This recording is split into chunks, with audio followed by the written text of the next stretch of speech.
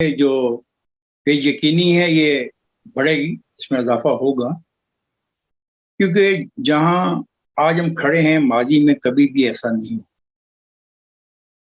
माजी में सियासी पार्टियां ताकतवर थीं, उनके पास ग्राउंड पे बहुत सपोर्ट थी और उसकी बिना पर वो इस पोजीशन में थी कि किसी ऐसे क्राइसिस से बच सकें जो पाकिस्तान की सालमियत को खत्म करने के दरपे न हो।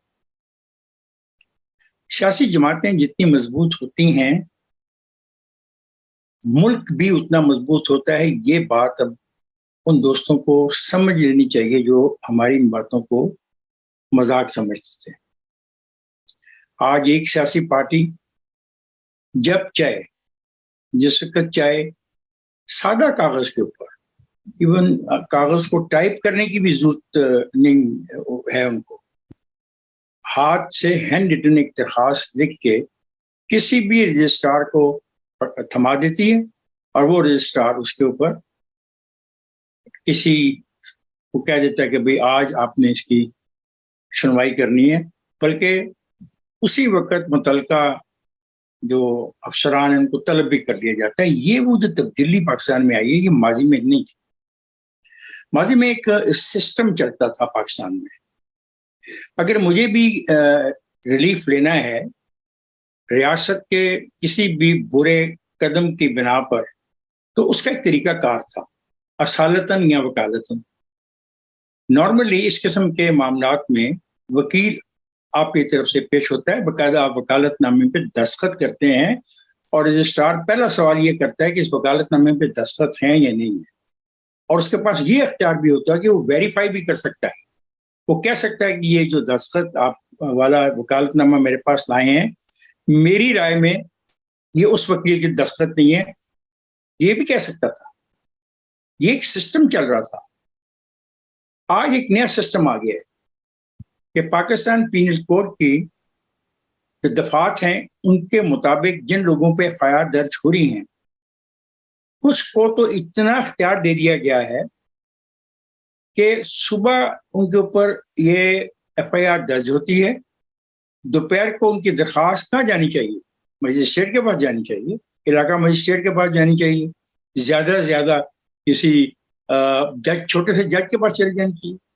वो सीधी की सादी हाई कोर्ट जाती है और वहां पे जाती भी चीफ जस्टिस के पास है और उसकी सुनवाई भी हो जाती है, और जिसके खिलाफ वो दरखास्त है वो मुखातब भी हो जाता है अदालत से।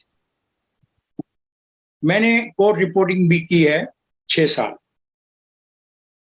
हम सबको एक दफा लाहौर के जितने भी कोर्ट रिपोर्टर हैं उनको कंटेम्प्ट का नोटिस मिला कि एक खबर में आप लोगों ने गलत रिपोर्ट किया है। उसकी वजह ये थी कि जज साहब के पास माइक नहीं था जो जहां से उनकी आवाज आए, तो जो हमें समझ आई हमने वो रिपोर्ट कर दिया। कोई ऊंची आवाज में बोल नहीं सकता था अदालतों में।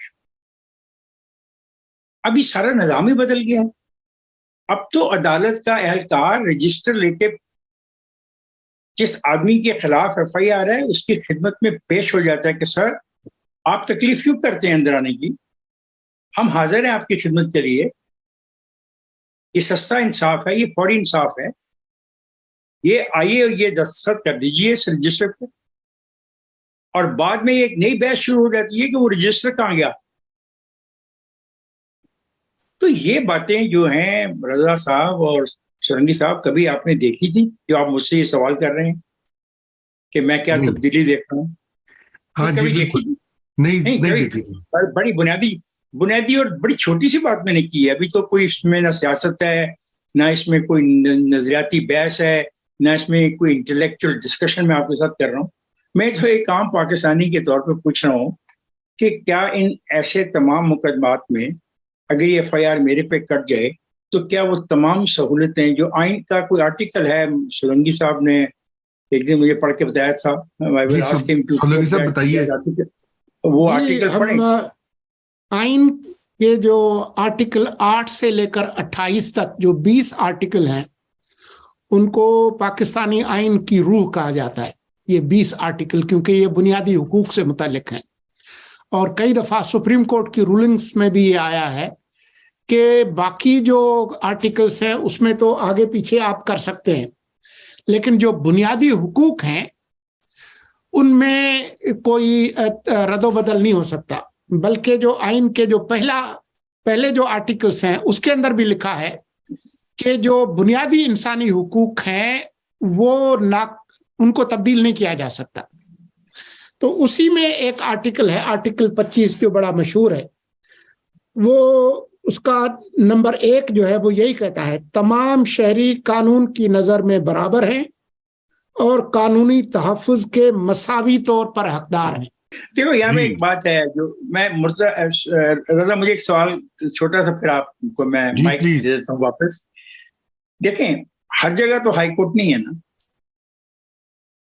हर जगह तो हाई कोर्ट नहीं। साहिवाल में तो हाई कोर्ट नहीं है, उकाड़े में तो हाई कोर्ट का कोई बेंच नहीं बैठा हुआ, हैदराबाद में तो नहीं बैठा हुआ, चारसदे में तो नहीं बैठा हुआ, चाररी में तो नहीं बैठा हुआ। वहां पे इन्हीं पीपीसी के कवानीन के तहत अगर किसी शख्स पे एफआईआर होती है तो क्या उससे यही सलूक किया जाता है कि वो अपना केस असालतन या वकालतन जाए और ताकत का मुजाहरा करता हुआ उस अदालत में हाजिर हो और अदालत उसके साथ वही सलूक करे जो अदालत एक शख्स के साथ कर रही है? मेरा सवाल तो सिर्फ इतना है, अगर ऐसा है और क्या आम शहरियों को भी सहूलत हासिल होगी कि वो अपने सैकड़ों हामी जत्थे लेकर, डंडे लेकर उन अदालतों में जाएं जहां से उन्होंने जमानत लेनी हो, और वो जजों के नाम लेकर उनको चैलेंज करें, उनकी तस्वीरें सोशल मीडिया पर डालें? क्या ये सहूलत बाकी इस आर्टिकल 25 के तहत बाकी शहरियों को भी मिलेगी कि नहीं मिलेगी? ये सवाल है। ये सवाल तो फिर रज़ा रूमी से पूछते हैं, एक सरकारी अफसर भी रहा है, इसको पता भी है कि सरकारी अफसर क्या चीज होते हैं, उनके पास क्या इख्तियारात होते हैं। जब ये इसी होते हैं ना तो इनके बरामदे में से नहीं आप गुजर सकते तेजी से शोर मचाते हुए, सीटी बजाते हुए। पूछते हैं ये क्या कहते हैं जी। नहीं जी, देखिए मैं तो आपकी जो बात है, देखिए ये तो एक बड़ी वाज़े, मैंने इसीलिए आपसे जहां से गुफ्तगू का आगाज किया था कि एक प्रेफरेंशियल ट्रीटमेंट का जो शुबा या शायबा है वो तो बड़ा वाज़े है, अब उसमें तो कोई दो राय है ही नहीं है, उसके ऊपर बात भी बहुत होती रहती है। मगर यहाँ पर यह भी एक मसला है कि जो हुकूमत का और मुबैना तौर पे एस्टेब्लिशमेंट का भी जो व्यू है इलेक्शंस के बारे में, भाई इलेक्शन से फरार क्यों है? मेरा ये सवाल है कि रज़ा इस पर बात करते हैं, इलेक्शन के फरार पर बात करते हैं, लेकिन आज जो मसला तय कर रहे हैं, पहले तो ये तय करें ना कि ये रियायत मैं पाकिस्तान के तमाम शहरियों के लिए मांग रहा हूँ। आप मेरे इस मुतालबे को मानते हैं?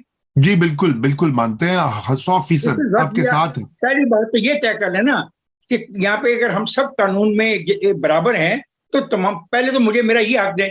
मुझे थप्पड़ मारा जाता है, मुझे ठुड्डा मारा जाता है जब एफआईआर दर्ज होती है, मेरी चार दीवारी का एहसास नहीं किया जाता, मेरी खवातीन का एहतराम नहीं किया जाता, और जब मैं पकड़ा जाता हूं तो थाने में मुझे लित्रों से मेरा इस्तकबाल किया जाता है, मुझे किसी मजिस्ट्रेट के आगे पेश नहीं किया जाता, अपनी मर्जी में जो इनके प्राइवेट टॉर्चर सेल हैं मुझे वहां ले जाते हैं। इन्हीं आर्टिकल्स में जो ये पीपीसी के एक साहब पे लगे हैं और जिनकी जमानतें दर जमानतें हो रही हैं, और फिर मुझे अगले दिन एक ट्रक में फेंक के ले जाया जाता है कि किसी मजिस्ट्रेट को पेश करेंगे, और मजिस्ट्रेट मुझे देखता भी नहीं है, वो मेरी फाइल को देखता भी नहीं है, मेरी फाइल को पढ़ता भी नहीं है, और जो मेरा अफसर गया होता है पुलिस वाला उसकी सुनता भी नहीं है और तारीख दे देता है।